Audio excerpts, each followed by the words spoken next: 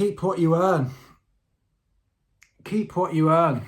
That is what I'm proposing at newearth.land.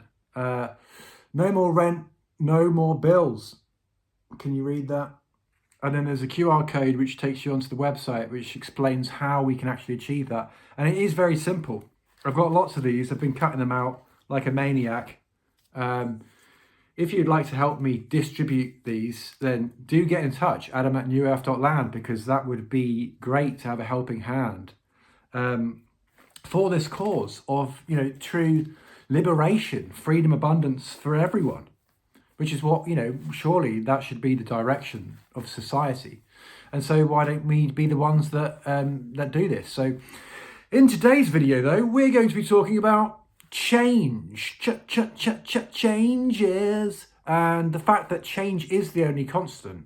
And because a lot of people are going through this transformation, some faster than others, this sort of metamorphosis, if you like, into a heightened state of being, where we're realizing this Buddhist non-dualistic notion of there is no separation, between the so-called inside and outside world. But the fact is that change is the only constant. So one thing that I've often had said to me in my life is, "Oh, Adam, you've changed." And it's like, yeah, we're supposed to. I mean, that's the point. We're not supposed to stay the same. Throughout our lives, these sort of lights go off, don't they? Most notably, I guess, when you sort of transform into a teenager, there's a lot of lights going off inside you, which creates this hormonal shift. And, we become interested in different things. We become gradually, slowly but surely, an adult. But then when we reach adulthood, given the programming that we've already had, heretofore, when you get to the age of 2021, you get into the system. Now you've been prepared for the matrix. Now you're going to engage with the matrix. And there isn't really any notion of further development from that point. It's basically okay, go to work, eat, sleep, and, recreational time at the weekends. And, there's not really much room for curiosity outside of the normal framework of existence, which is sort of the slaves to the wage type model that we're living through at the moment. Most notably in the cities, of course, where we're just completely detached from our natural habitat. And more than often, we're living out our lives in these little boxes that we call rooms and homes. And, of course, these are absolutely fundamental. But what they are doing is they're stifling our consciousness. And it's sort of like an arrested development to the point where people can't see what comes next. We call it spiritual enlightenment. We call it mental illumination. We call it Satori Kensho, if you're familiar with Zen Buddhism. But this is the next stage of development, of personal development and human development on a sociological level. We're all supposed to be spiritually illuminated at some point, and I think that would be the natural inclination, just like how invariably hormonal shifts occur when we get to our adolescence. Naturally, if we were in a more sort of tribal, more almost, you want to use the word primitive, but if we go back to before the industrialization and before the sort of mechanization of human existence, if you like, we were more connected with nature, and therefore I think more so connected with our sacred feminine, which is, as Albert Einstein said, a divine gift. But we've created a society, like he said, that honors the servant, which he's calling the rational mind, and has forgotten the gift. And that is indeed what's taking place here.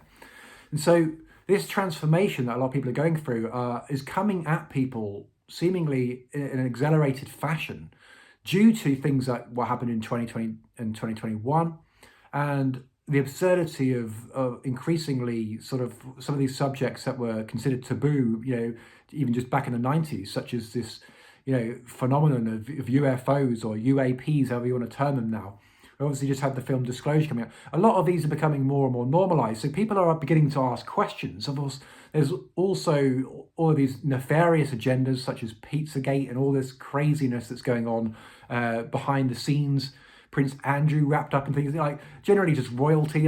People are starting to question some of these mainstream narratives, and therefore a rapid transformation is impending, I think, for the individual, but also for society by and large. Because when people experience what Neo experienced in the film The Matrix, then God knows what happens next. Well, invariably, I feel like we will all start to do what we should be doing already, automatically, which is like what we would be doing if we were in a more natural setting.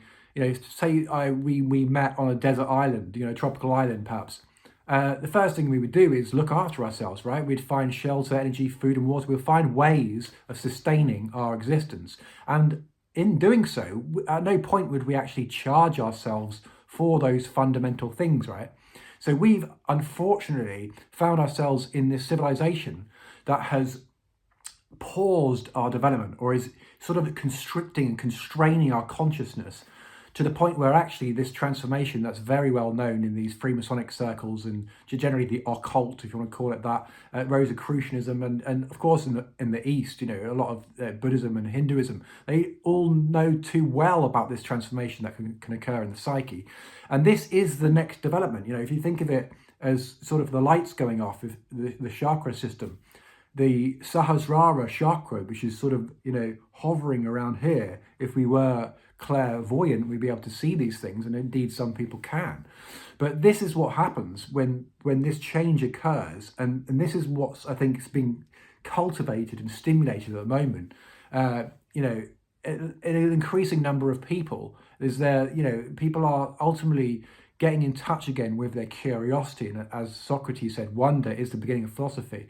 And it's this part of the human mind that needs to be stimulated if this change is going to take place. And that is really like the goal that I have here at newearth.land, is of course all of the architectural solution and the grounded sort of actionable concepts that we need to be participating in, because that is often, I feel, what's lacking in the spiritual circles, is there is no end to this law of attraction, which should be a reification of our ideas and ideals, but it sort of gets terminated in the mind. It's like, this isn't quite the lucid states that we can experience at night. This is a different type of dream, and it's one that involves action, and that action and this change that we need to see in the world involves that. We have to mobilize these bodies, these kind of vehicles that we're driving around in, because of course we are spiritual eternal souls occupying these transient physiological systems, and these systems are what are undergoing this transformation, this metamorphosis at this time, and indeed has been the case for time immemorial, since the dawn of antiquity. But recently we find ourselves in the Satya Yuga.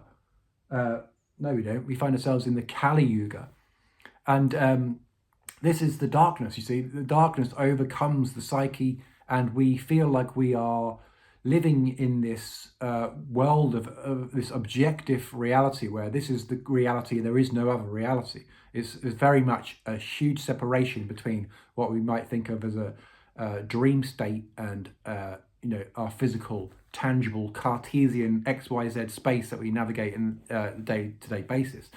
And so this metamorphosis is impending for humanity. It's going to be incredibly interesting as all of this unfolds over the next few years.